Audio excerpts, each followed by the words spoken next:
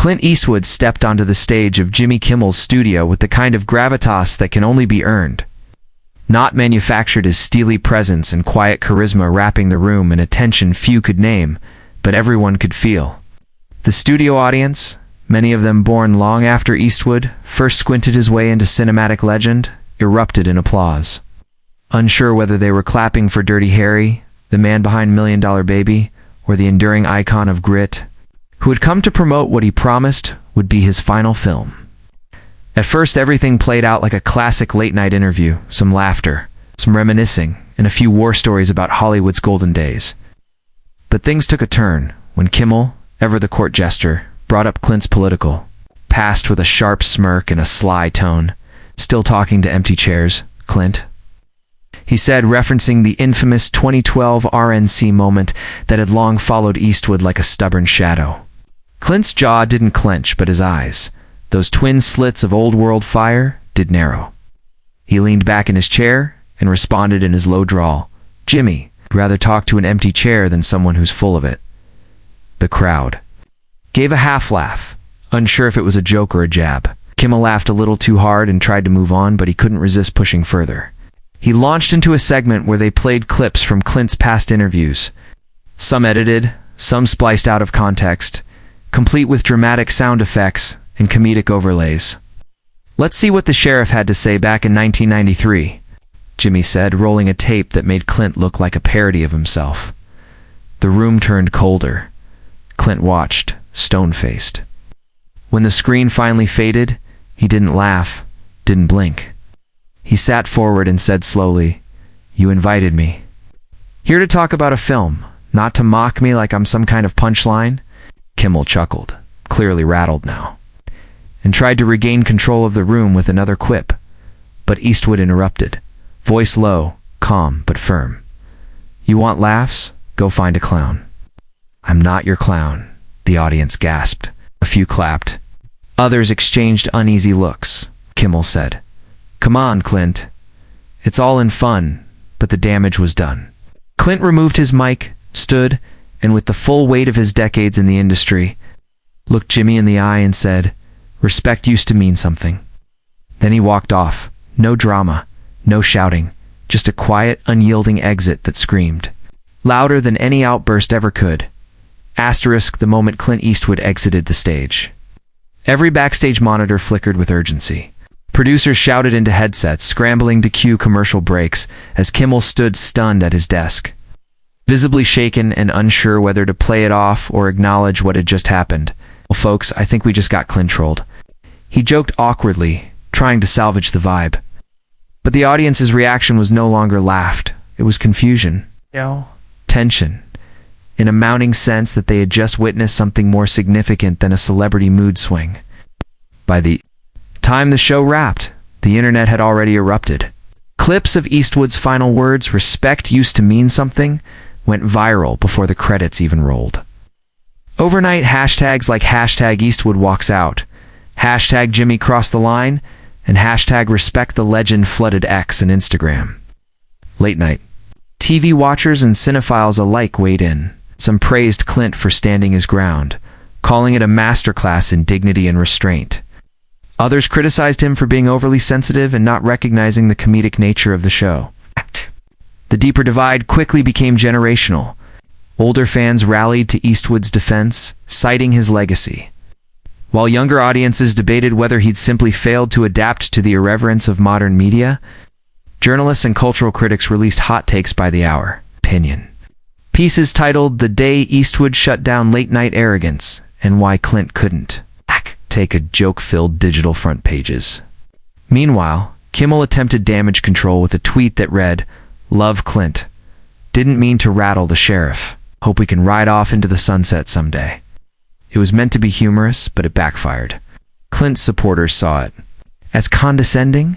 Even other celebrities began chiming in. Morgan Freeman said during an unrelated interview, "You don't disrespect Clint Eastwood on live TV unless you're ready to be called out." Others, like Seth Rogen, defended Kimmel, saying, "Clint's a legend, but comedy's not about walking on eggshells." ABC executives met behind closed doors.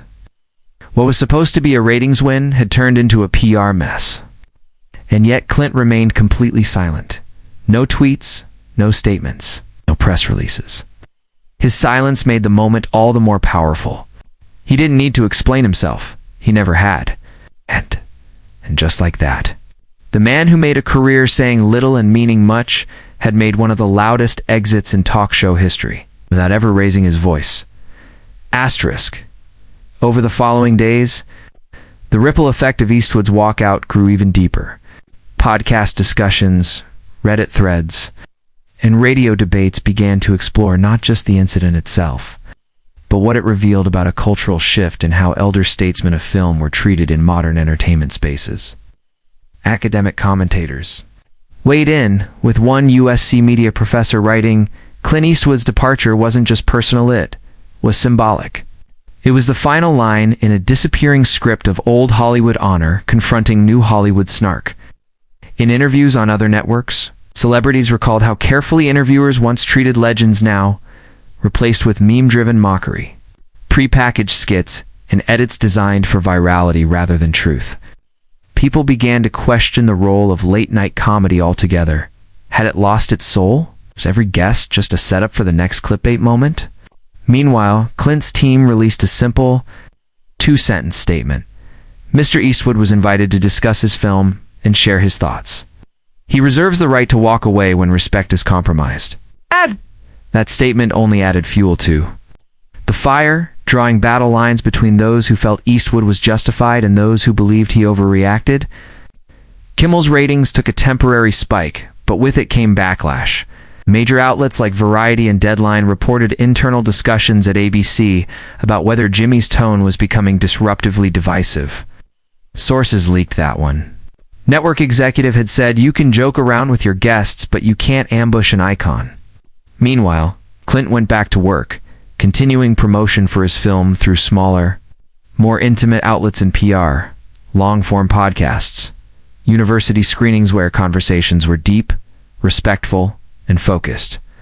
And every time he was asked about the Kimmel incident, Clint would give the same answer. "It wasn't about me. It was about how we treat people when they're not here to defend themselves." Those words carried weight. Movie theaters filled up with fans, some there for the film, others just to support the man who refused to be disrespected. The studio, initially nervous about the fallout, saw box office numbers surge. One executive even joked privately, Kimmel should have mocked him sooner. And just like that, Clint Eastwood had turned an awkward confrontation into a cultural moment. A moment that reminded Hollywood what it means to stand tall, speak softly, and leave before you're forced to become a parody of yourself. Asterisk months after the broadcast, the Clint Eastwood-Jimmy Kimmel clash still echoed in media circles as a benchmark moment, not just a celebrity walkout, but a reset button on the expectations between artist and interviewer. Documentaries began referencing it in their discussions about media decorum. University journalism classes used it as a case study in ethical interviewing. Talk show hosts, both established and up-and-coming, quietly recalibrated their tone, wary of becoming the next viral moment for all the wrong reasons. Meanwhile, The View, Late Night with Seth Meyers, and even Stephen Colbert ran episodes with noticeably gentler tones toward veteran artists. What Clint had sparked wasn't just a backlash, it was a realignment. The idea that some guests earned a different kind of respect, not because they were untouchable, but because they had built the very stage being used to entertain the audience. Clint's legacy, already cemented through a Hall of Fame career, now included a new chapter. The man who stood up by walking away.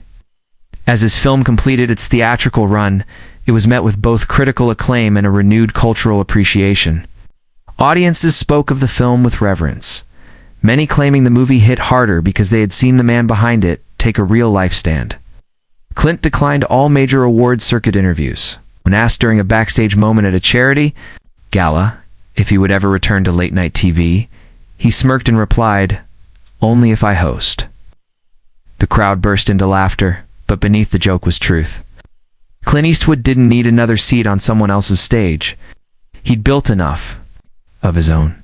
And though time would eventually blur the details of that one night, the image of him calmly removing his microphone, speaking with dignity, and walking off stage as if it were a dusty street in a western wood remained burned in public memory. It was the ultimate Eastwood move. No shouting, no spectacle, just a quiet, deliberate decision to walk away with integrity intact. In the end, he reminded the world of something it desperately needed to hear. You can still be a class act in a circus ring, and you don't have to stay where respect is treated like a punchline. And in that final silent march off stage, Clint Eastwood once again rode into legend. Asterisk.